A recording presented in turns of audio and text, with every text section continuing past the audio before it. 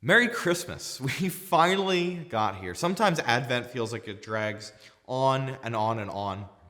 But I have to say, this evening as we begin to celebrate Christmas, Jesus kind of just packs a punch and bursts onto the scene. And I know we've spent 4 weeks at this point getting ready for it, but I have to share this story.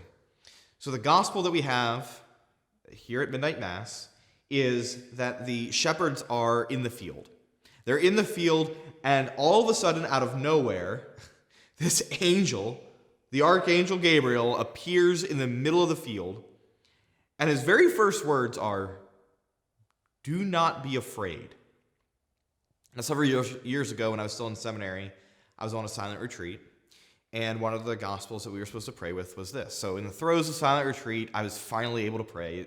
Yes, admittedly, it takes me like 5 days of silence to pray really well. And even then, it's only because God takes over. But in the middle of this prayer, I'm sitting there trying to imagine the fields, and I somewhat fall asleep, and not really fall asleep, but kind of really enter deeply into that moment of prayer. And I saw myself standing in the field. And all of a sudden, the sky ripped open, and this terrible being, this archangel Gabriel, descends into the field, and he screams at us, "Do not be afraid."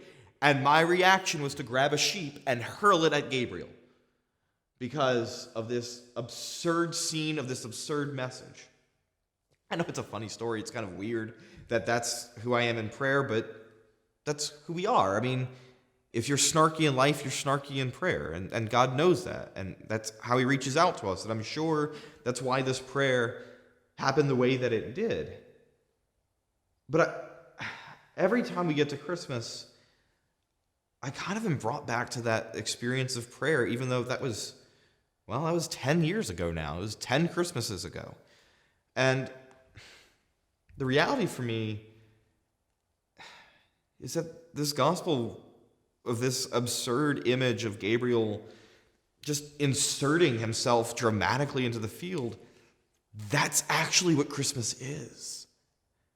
Because ready or not, here is Jesus. He's thrown into the world, and it's not this sweet, domesticated, beautiful little image of the Christ child. Christmas is far more confrontational than it seems at the onset. That he bursts into the world, he bursts into our lives, and that the light that he projects, it obliterates the darkness. Right? Christmas Day is not just one little candle like we focused on in Advent, but it's this kind of rising sun that just burns away what is dark. It's this, if you're ready or not, this entrance of Gabriel into the field to insert himself into our lives. Now, the shepherds admittedly had two choices.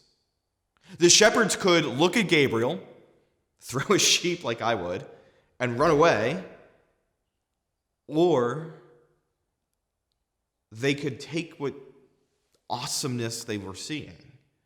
The appearance of this angel with this cosmos-rending message that creation is being redeemed. They could somehow accept this unacceptable message and then go see him. And that's what they did. Somehow they were able to receive the good news. They were able to receive what God was offering. They were able to stand in the light and not be burned away by it. And then they moved. And they went out and sought the Christ child. Filled with terror, I'm sure. Filled with fright, absolutely. But filled with hope. Filled with hope, they walked from the field to the inn. And they met the Lord Jesus.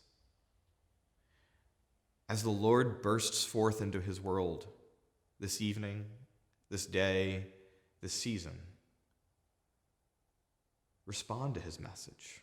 Maybe even ask him, "Lord, help me to receive what you offer," and then go to him.